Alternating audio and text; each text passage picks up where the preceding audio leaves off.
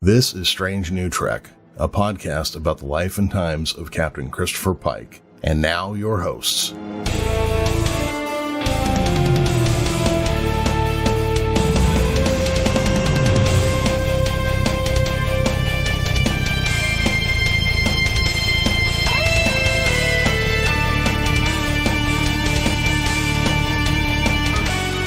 This season of Star Trek Discovery has been full of twists and turns, but the biggest one comes in this episode. This revelation throws the entire season into a new light, and it's sure to have reverberations throughout the rest of the season. In this episode, we also learn that the Red Angel is actually a time-traveling entity, and that it has been appearing to Burnham throughout her life, creating a twisty, timey, whimey story that helps push us right through the end of the season. So stick around to the end, because you're going to want to know who the Red Angel is, right? And to help me discuss this episode, which is actually Season 2, Episode 10 of Discovery, The Red Angel, I am joined by Commander Dog and our Chief Engineer, Chris Noonien-Singh. What's happening, Chris? What's up, Jeremy? Oh, not a whole lot. Anything with you? Nope. Just enjoyed my Thanksgiving. Oh, there you go. All that good stuff. Yeah. I am not a big Thanksgiving guy, but I do appreciate lots and lots of free food and candy jams, you know? Yeah, normally I don't look forward to it, but for whatever reason this year I was looking forward to Thanksgiving meals. Yeah. All right. Anything to say about the Red Angel before we get into it? Nope, not yet. All right. So we're just going to dive right in here. Aboard the USS Discovery, the body of Lieutenant Commander Aram is retrieved and a full autopsy is performed, which they delete all of her memories, and for some reason we're supposed to feel emotional about a character we've only really focused on for one episode. Yeah. Captain Pike and Security Chief Non release Tyler from his confinement to quarters now that they know it was Aram, under the direction of Control, who was transmitting messages to Section 31. The crew assembles in the shuttle bay for a farewell to their fallen comrade. Everybody points out unshakable virtue, fierce loyalty. I thought that was funny. I did too. Nothing's a miracle, but everything's a miracle, and blah, blah, blah. Stamets recalls a conversation that we never saw them have, and somehow this whole scene seems to lack any of the depth that Spock's death had in the Wrath of Khan. Alright, so in the turbo lift after the service, Tyler compliments Burnham on her words and offers condolences.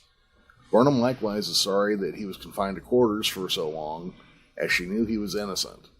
Tyler concedes that in Pike's place he would have done the exact same thing, and wishes that it had turned out differently. Burnham recognizes what Tyler is trying to do, but Section 31 created Control, and some future version of Control has come into the present, and now Aram was dead. They kind of sit in awkward silence for the rest of the elevator ride. In the ready room, Pike, Saru, Burnham, Spock, and Admiral Cornwell review what they know. Burnham begins by explaining that the artificial intelligence was from the future and that it had infected Aram to force her to copy the sphere's data to Control in order to help it evolve, and that they stopped it before that could happen.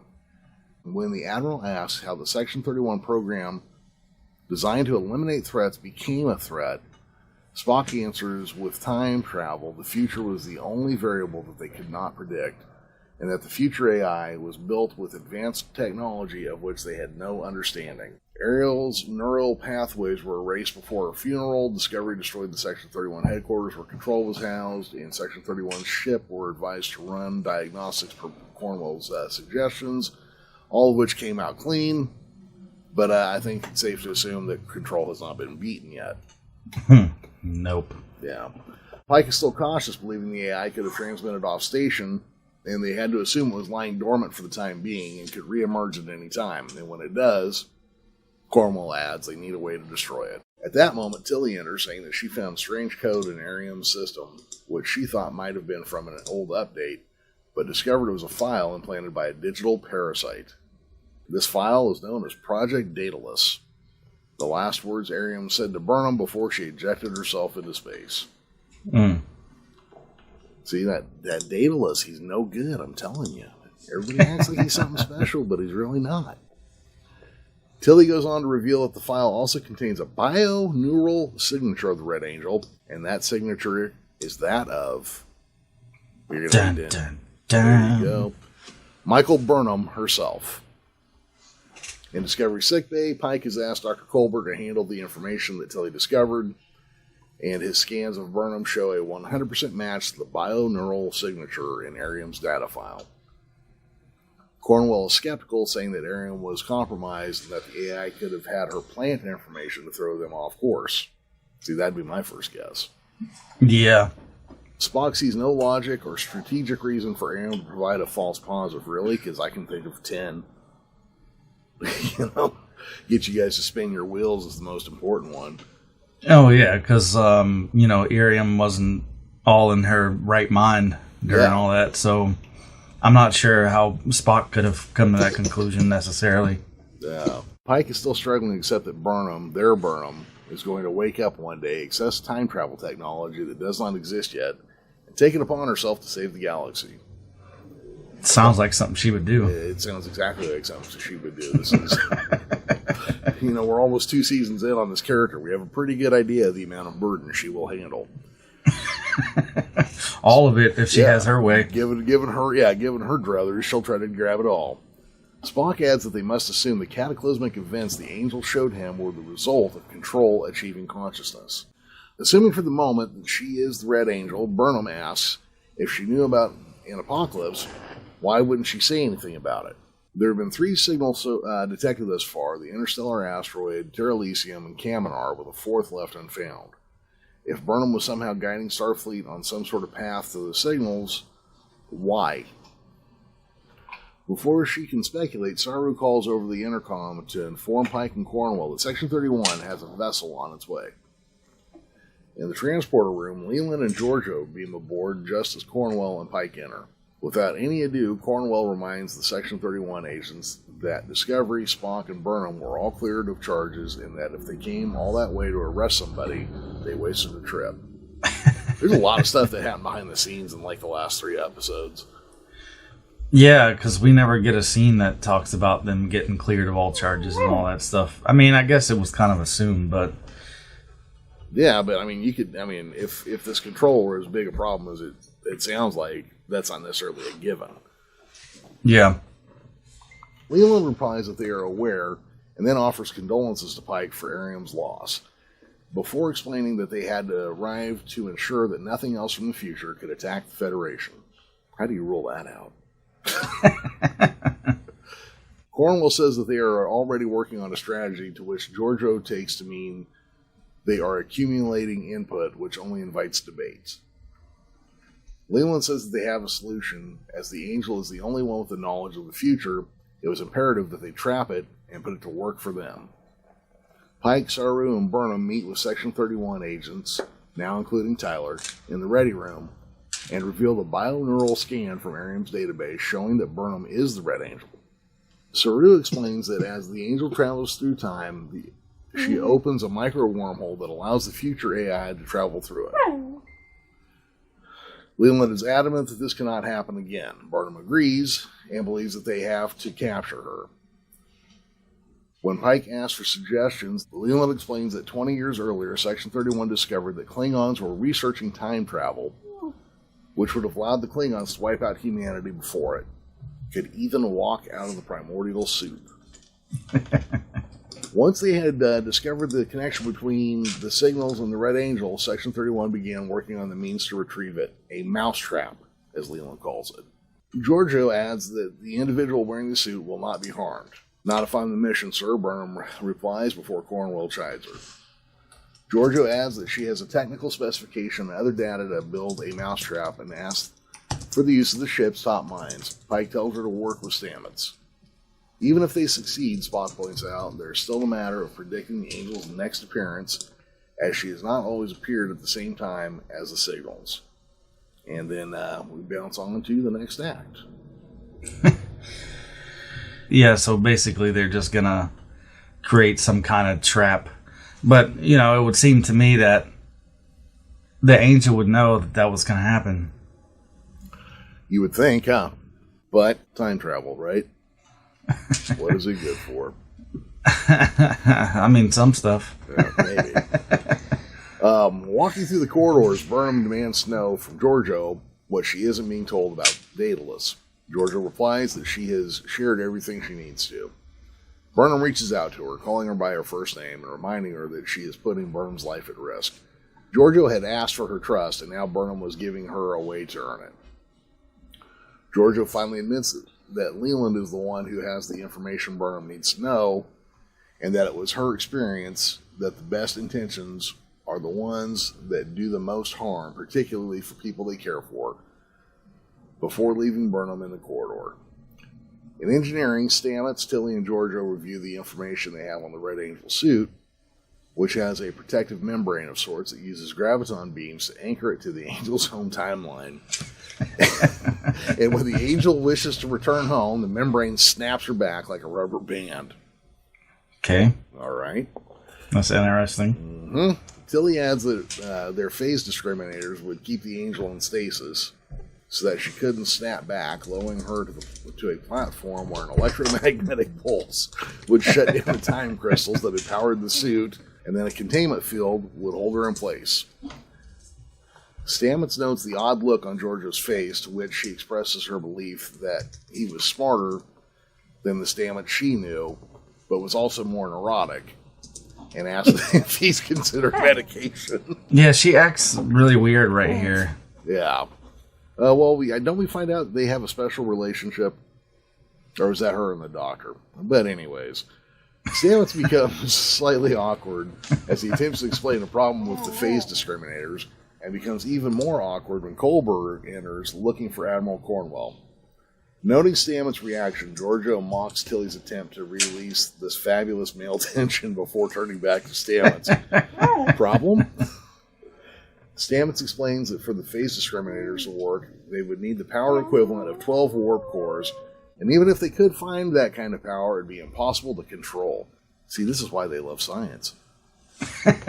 Giorgio replies that it would not be impossible for Stamets, and reveals that a Daedalus Project test site was on S02E10, which was rich in deuterium. Yeah. That super important deuterium. I don't even know about that one. Yeah.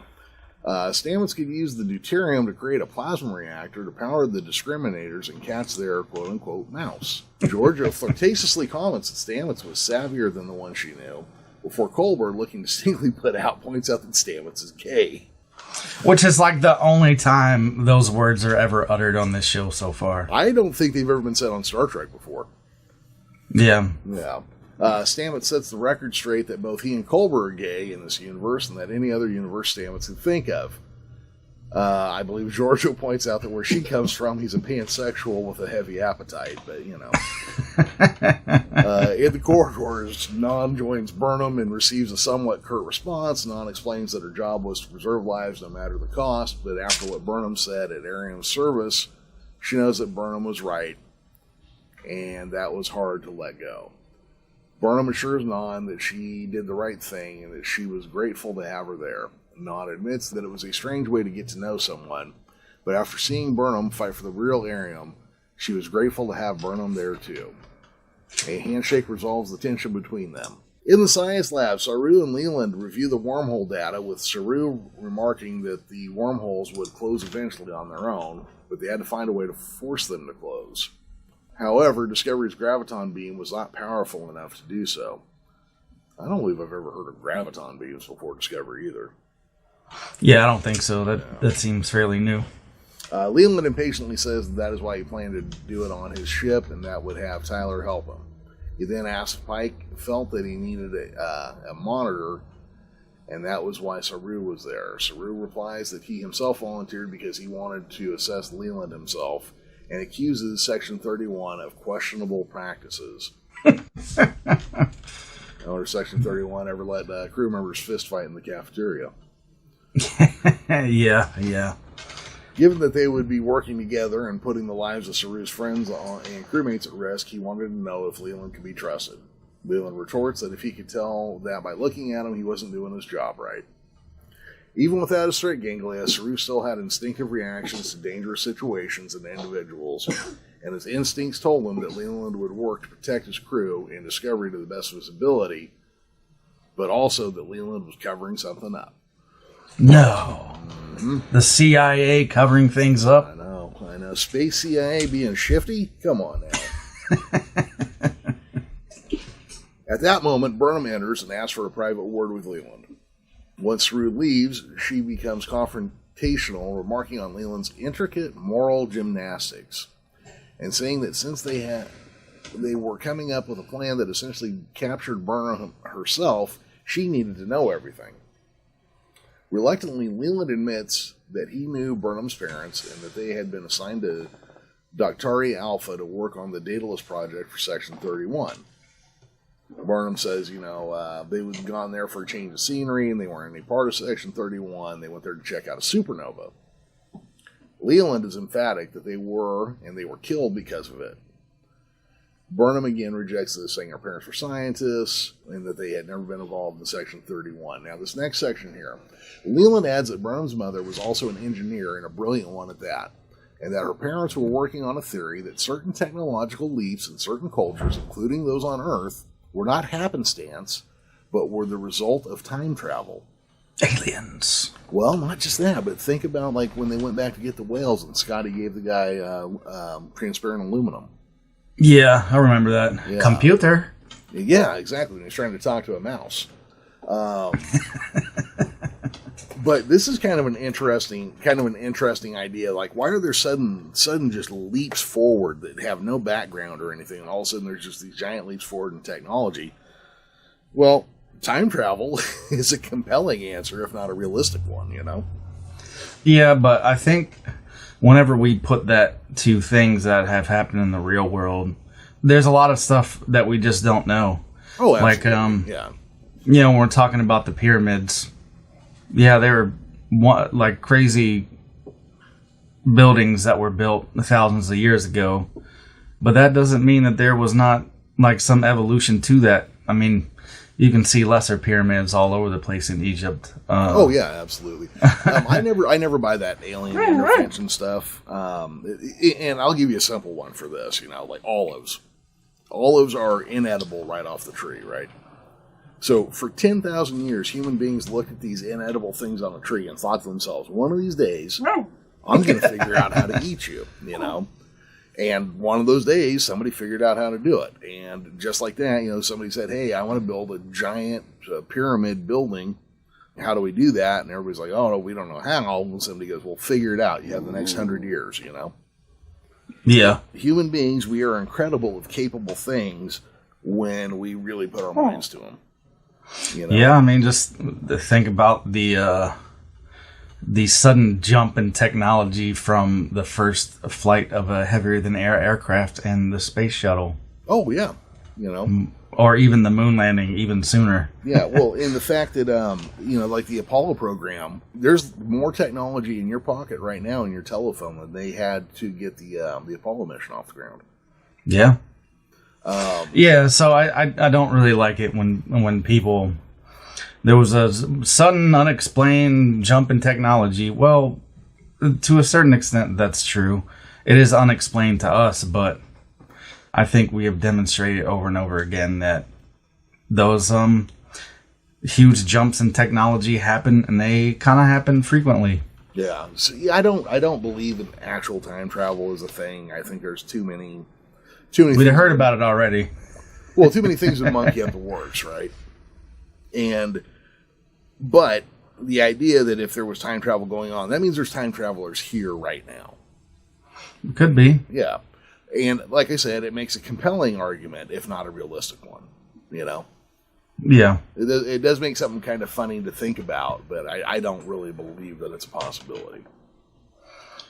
Yep. Yeah. I mean, it's theoretical to travel to the future. I mean, we're kind of doing that now at a rate of 1 second per second on into the future. So really, everybody's a time traveler, but I don't see how the going back in time would work. Yeah, I mean, I'm not a super smart astrophysicist or engineer or whatever, but I don't see no mechanism that would allow that to happen. Well, that Dr. Michinoku, I saw him explain one time, but I mean, it is literally like capturing a star, and I mean, like things that right now would just be, impossible. Not only that, Yeah. if you move something through space or something through time or something through time but not space, then yeah, they're backwards in time, but they're floating in space and not standing on the planet where they need to be. Yeah. All that stuff starts getting crazy, complicated math. Way over my head. Exactly. I'm not smart enough to figure it out. But really, if you're traveling to the future, like, you're not really doing that. But basically what happens is the faster you travel towards the speed of light, the more time slows down for you relative to time back on Earth. So you could, go out 1 light year traveling at damn near the speed of light and then come back.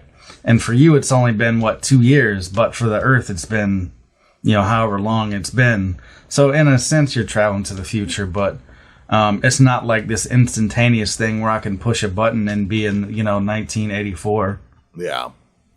They actually use that in the Orville, where they got stuck in the past, and their faster than light drive was off, but they realized if they accelerated close enough to the speed of light, they'd get back at the right time anyways.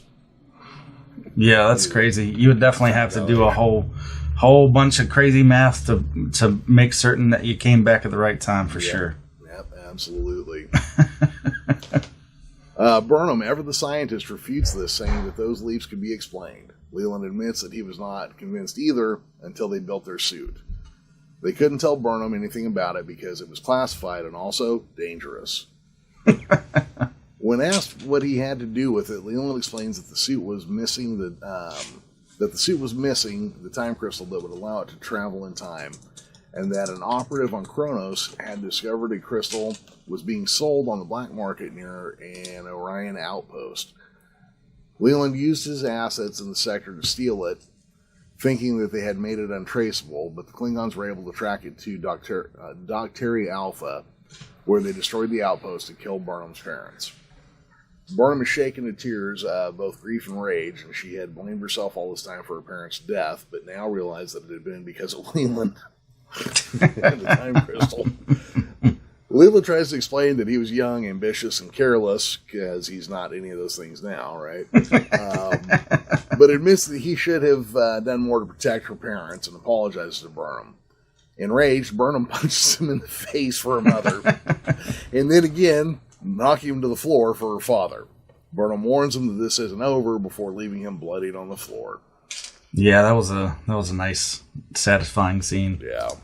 Anytime Leland wants to get punched in the face, I don't mind He's got a very punchable face. I'm okay with it. He does indeed. Yeah.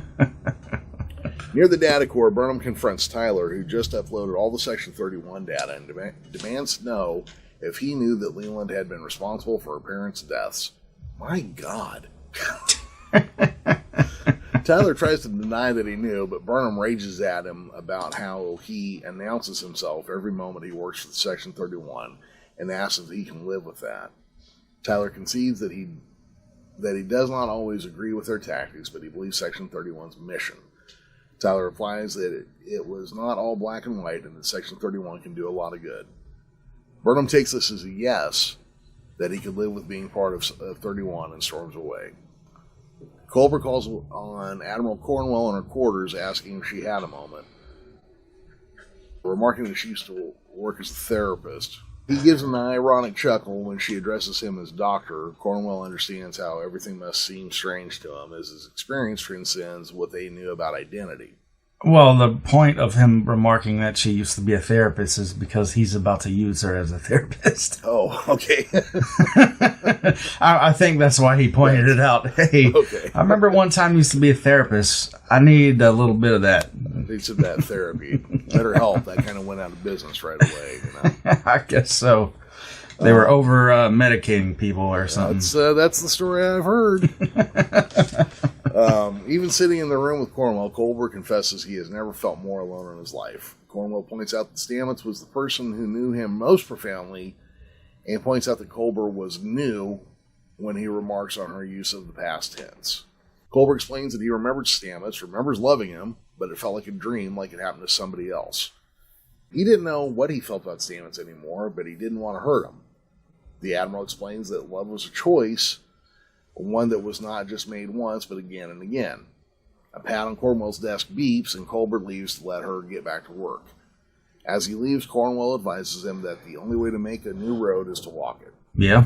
Finally, Burnham sits down on the edge of the mat, and Spock takes a seat next to her. Spock reminds her that she had been a child with a child's understanding of events even when adults struggle to comprehend. However, if it would help ease Burnham's suffering, he would accept her apology. Burnham thanks Spock for his coming to speak to her, calling it unexpected but nonetheless appreciated. Spock admits that he had not expected to have this conversation either, but also appreciates it. When asked why he'd actually come, Spock reveals that he has discovered the reason behind the variance in the Angel's patterns, why it chose to appear at certain times but not at others, and that Burnham herself was the variance. Armed with Spock's discovery, Burnham... Hey, they said the name of the show. Armed with Spock's discovery, Burnham explains to Pike that they could just set a trap directly on ESOF-4 rather than create a trap there and take it in search of the Angel. They had been trying to track the Angel by way of signals, and yet they should have been asking not where or when, but why. Spock explains that the 3 signals Discovery had encountered brought them somewhere that lives were saved, and the survivors of the USS Hiawatha on the asteroid, the human colony on Terra Elysium, and the Kelpians on Kaminar. The Angel appeared at some of those locations, but not all of them. That's when they started showing more of them. Yeah. They start showing more where the actual red signals were. However, there was a pattern in the Angel's appearances with no signal. Like when Spock was a boy and it warned him Burnham was in danger. And when Burnham saw it after being injured on the asteroid. Seeing it gave her strength, she explains that knowing help was coming. In essence, Burnham was saving her own life, an example of the grandfather paradox, as the future Burnham would not be able to exist if the present Burnham was killed. I don't think that's accurate. That depends on which form of time travel you're subscribing to, really. Yeah. Is it in a straight line? Do you create parallel universes every time you fragment the timeline? There's a lot of things there. Yeah, for sure. But to me, like, what's happening to Burnham now is not future Burnham's past. It's her present. Yeah, is it watching her old self die? Yeah, is it the Avengers style where if you travel in time, the future is now your past and the past is now your present? Kind of thing? I think so. Yeah. Yeah, I think so. I think that's the way it works. Yeah. Now, like you said, there's a bunch of different ways that people try to make this work, but I think that's the one that makes the most sense. Mm-hmm. Not when you're discounting the multiverse thing, branching off timeline things, or that time is a straight line. If time is a straight line, you can't go back. So I feel like it has to be circular, and this does I felt like the Avengers way that they did it explained it pretty well. That's just me, though. My opinion on the matter. Yeah. There is a guy who directed several episodes of Star Trek Continues. His name is James Kerwin. And he is I believe, like a doctorate in physics, but he also had a minor in filmmaking.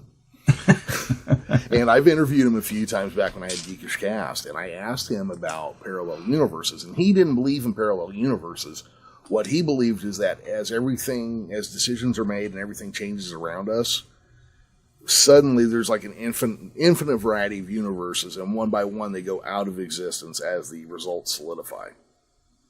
So you just get down to the one that exists where, everything that happened exists. Burnham now believes that she has to be the bait for the mousetrap.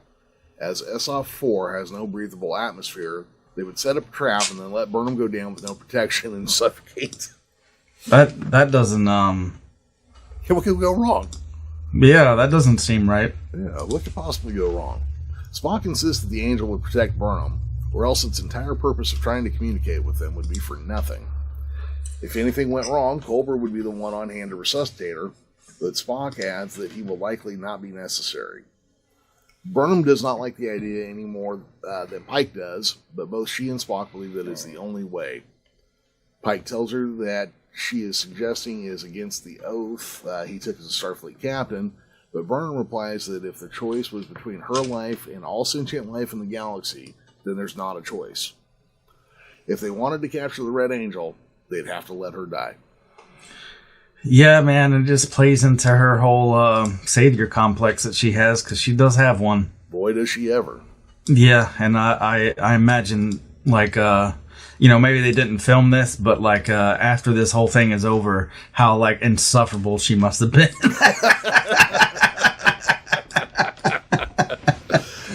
Oh, man, it's like she spends all her time just reading, like, Dune and the Bible, and that's it, The discovery in Leland's NCIA 93, I had to put it in there again, enter orbit around SO4, to which Spock explains calling it inhospitable would be an understatement. The surface temperature changes randomly, and the carbon monoxide atmosphere is laced with perchlorate dust, which would be lethal to oxygen-breathing life forms. The Daedalus facility on the surface, however, does have a breathable atmosphere. Giorgio remarks that she would enjoy the irony of going to a place she compares to the ninth circle of hell to capture a red angel if it weren't so dangerous. Yeah, there's kind of some fun wordplay involved in that, isn't there? I wasn't going to say nothing. Yeah. As Tilly and the engineering team beam into the facility with the phase discriminators, Pike emphasizes to Stamets that his work must be precise, as once the trap is set and Burnham is strapped to the chair, they will open the roof, and they have about 2 minutes before toxic atmosphere kills her. He then instructs Culber to be on hand to resuscitate. Spock warns him not to do so too early, however, as the angel might not appear, and if it didn't, they would lose more than Burnham's life, but all sentient life in the galaxy. Does this remind you of those old witch trials, like, throw her in the water? If I didn't really get that vibe while watching it, but now that you say it, yeah, it definitely feels something like that. Yeah, if she dies, I guess we were wrong, but if she lives, we know she's... we know she's the Red Angel. Yeah. Oh, man. Okay. Before leaving for the surface, Burnham calls on Tyler in his quarters and admits that what she had said to him was not fair. She was angry, but didn't know where to put it. Tyler remarks that she put it... Tyler remarks that she put it where she thought it would be okay. Oh, okay. We're grown folks here, ladies and gentlemen. Grown, all of us. Yep, I am super mature. Burnham does not want that confrontation to be the last conversation they have. Tyler admonishes her to not think that way, as he believed the plan would work. She had the entire crew working to save her life, and she had him as well, as he passionately kisses her. Uh-oh. Yep. Back to that again. Yeah, it looks like they can't let it go. Burnham tearfully confesses again. No, not Burnham. That she was scared. Tyler admits that he is scared too, and they stand holding one another in the middle of his quarters for a very long period of time. On the bridge, Sarter reports that the facility is prepared and the away team is on site. At that moment, Lieutenant Nilsson enters the bridge and the crew watches in silence as she assumes Ariam's former station at the Spore Drive operations. Now, the actress who plays Lieutenant Nilsson played Ariam in Season 1, but not Season 2. Yeah, and like the way that they shot this scene, it just makes you feel like you're supposed to already know who that is. Yeah. Like even in later episodes, they treat Nilsson like she's been there like the whole time. It's so weird. We probably say her name more on this show than they've said it in the series. Right? Yeah. Like she becomes a part of the family fairly quickly for seemingly no reason. Exactly. So I'm not sure like what they were going for bringing her in like that, but it just. I don't know. I got the feeling I was supposed to already know who it was. Yeah, and I think the only reason they did that is because it was the same actress, and I think they put it out there that they were switching that actress around so she would still have a role. Yeah. Down on the surface, Stamets brings the phase discriminators online. Culber tries to talk to him, saying that they hadn't had a chance at Ariam's funeral, but Stamets replies that it was not the time, and he might not ever be the time. You guys need to shit or get off the pot. You both are playing, the ends against the middle here, and it's not working out well for either one of you. Giorgio asks Burnham if she was ready. Burnham replies that she's as ready as she'll ever be. and asks why Giorgio didn't just tell her about her parents. Burnham enters the chamber accompanied by Spock, while Giorgio worriedly looks on. Come on now, we know why Giorgio didn't tell her about her parents. And it's not because of the bull crap reason that she gave in the episode. It wasn't my story to tell. Yeah. Maybe it was a little bit, but her whole reasoning for not saying it is because she wanted Leland to do it. So Michael could have that exact reaction to him.